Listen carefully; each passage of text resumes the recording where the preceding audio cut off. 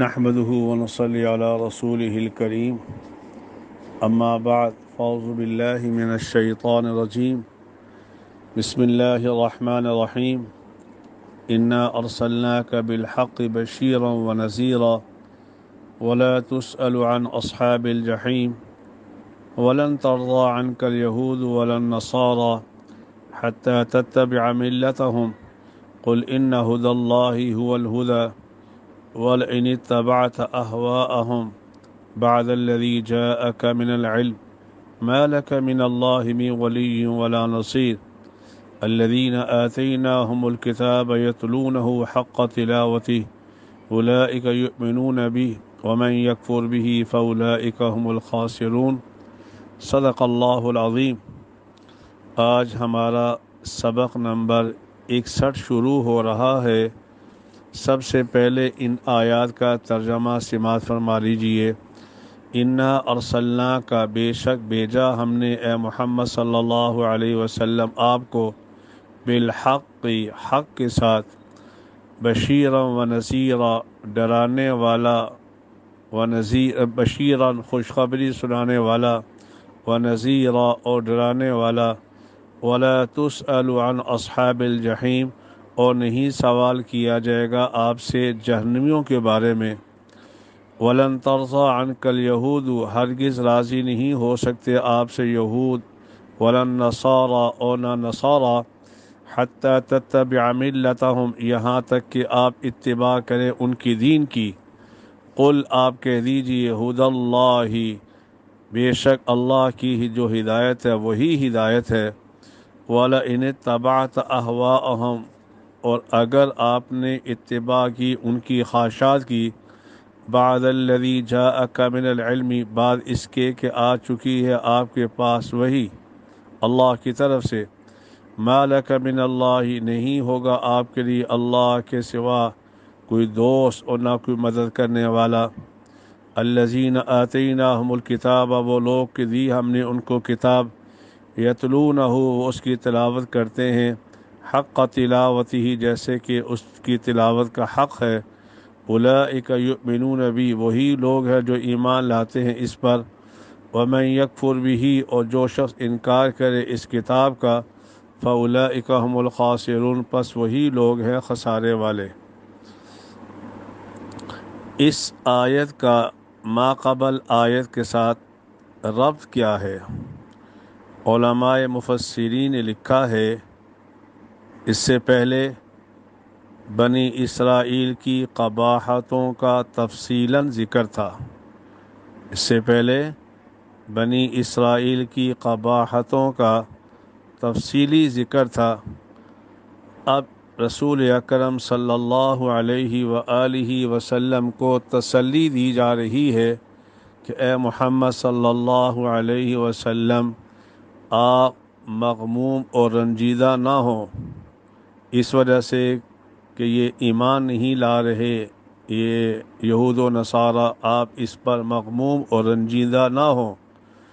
وجہ اس کی یہ ہے کہ اللہ رب العالمین نے ان کے دلوں کو پتھر سے زیادہ سخت کر دیا۔ جب پتھر سے زیادہ سخت کر دیا ان کے اندر تکبر بھی موجود ہے۔ جب تکبر بھی ہو، دل بھی سخت ہو، تو ایسے لوگوں سے اسلام اور ایمان کی توقع نہیں رکھی جا سکتی۔ در حقیقت اس میں رسول اکرم صلی اللہ علیہ وآلہ وسلم کو تسلی دی جا رہی ہے۔ اس لیے فرمایا انا ارسلناک بالحق بے شک ہم نے بھیجا ہے آپ کو اے محمد صلی اللہ علیہ وسلم بالحق۔ علامہ جلال الدین سیوطی رحمہ اللہ تعالی نے حق کے بعد بالہدا معلوم ہوا یہاں حق سے مراد ہدایت ہے، بشیراً خوشخبری دینے والا، بشیراً خوشخبری دینے والا کن لوگوں کو؟ من اجاب الیہ جو آپ کی دعوت کو قبول کرتے ہیں، آپ کی بات مانتے ہیں، ان کو خوشخبری دینے والا ہم نے آپ کو بنا کے بھیجا۔ کس چیز کی خوشخبری؟ جنت کی خوشخبری۔ ونذیرا اور ہم نے آپ کو ڈرانے والا بنا کے بھیجا۔ کن کے لیے؟ من لم یجب الیہ، جو آپ کی دعوت کو قبول نہیں کریں گے، آپ کی بات کو نہیں مانیں گے، تو ان کو ڈرانے والا کس سے؟ جہنم کی آگ سے۔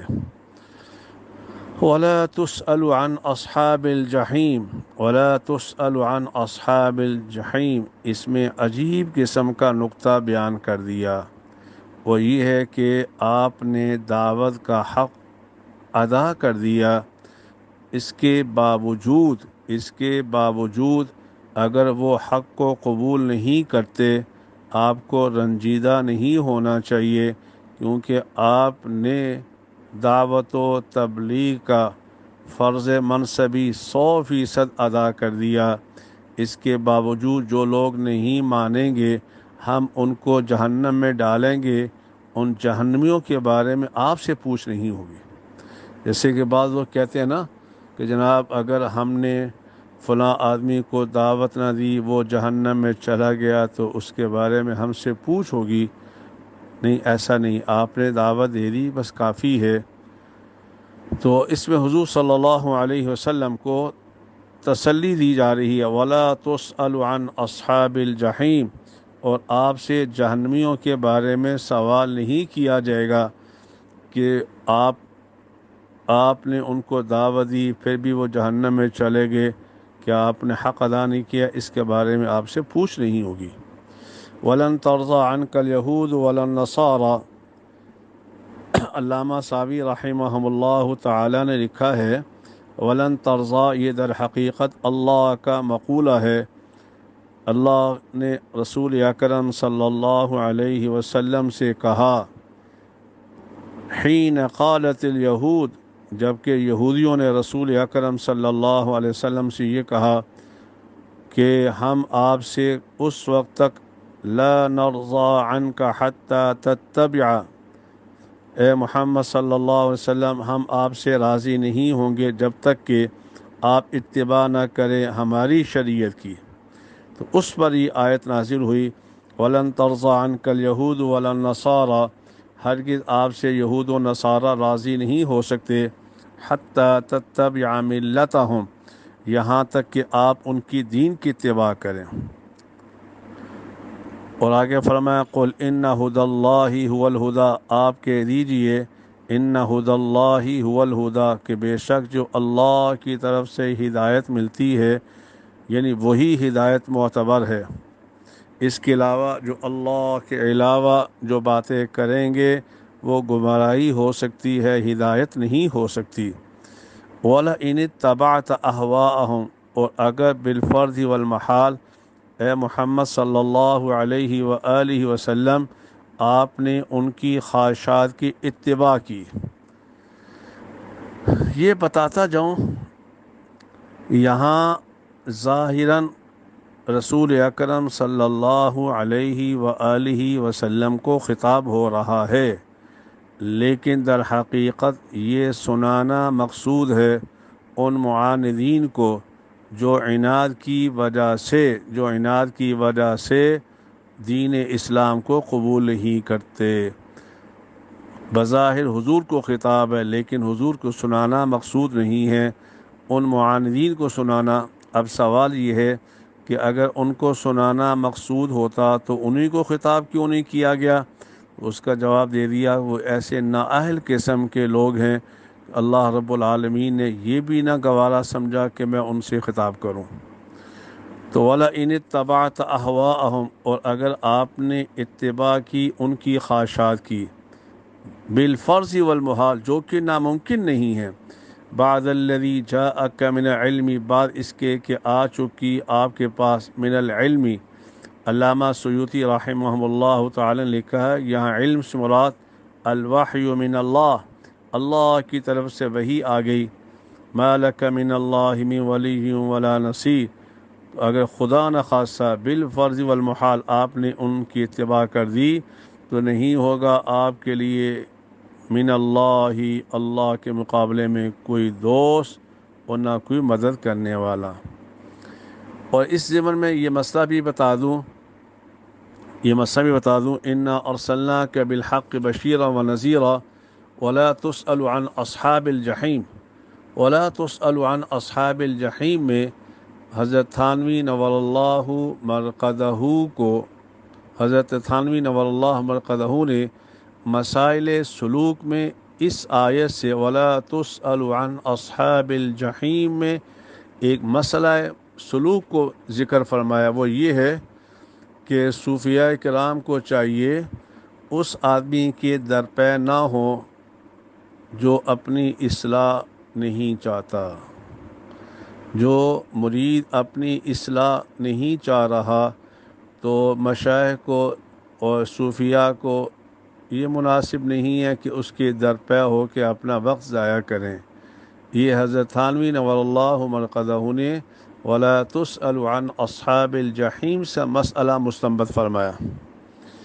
आगे फरमाया अल्लज़ीना आतैनाहुमुल किताब, वो लोग कि दी हमने उनको किताब, यतलूनहु हक़्क़ तिलावतिही, कि वो उसकी तिलावत करते हैं जैसे कि उसका हक़ है। ग़ालिबन तफसीर क़ुरतबी में कई अक़वाल नक़ल किए हैं यतलूनहु हक़्क़ तिलावतिही। एक माना ये है यतलूनहु हक़्क़ तिलावतिही कि वो कुरान की इत्तिबा करते हैं जैसे कि उसकी इत्तिबा का हक़ है। यत्तबिऊनहु हक़्क़ इत्तिबाइही, ये तफसीर क़ुरतबी में नक़ल किया है।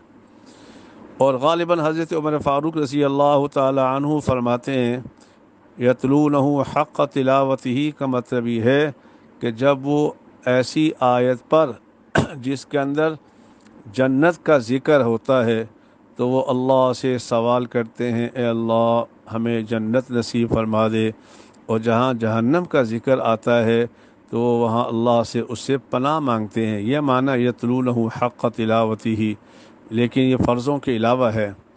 और तीसरा कौल हज़रत हसन रज़ी अल्लाह ताला अन्हु फरमाते हैं यतलूनहु हक़्क़ तिलावतिही का माना ये है हुमुल्लज़ीना यामलूना, वो लोग जो मुहकम पे अमल करते हैं और मुतशाबे के दरपे नहीं होते। और एक कौल यतलूनहु हक़्क़ तिलावतिही, एक माना ये है कि वो कुरान की तिलावत करते हैं जैसे कि उसकी तिलावत का हक़ है, यानी क़वानीन तजवीज़ को मलहूज़ ख़ातिर रखते हैं। उलाइका युमिनून बि, ये वो लोग हैं जो इस पर ईमान लाते हैं। और ग़ालिबन रिवायात में आता है, अल्लामा सावी रहिमहुल्लाह ताला ने लिखा है कि हज़रत जाफ़र इब्न अबी तालिब जो रसूल अकरम सल्लल्लाहु अलैहि व आलिहि वसल्लम के चचा के बेटे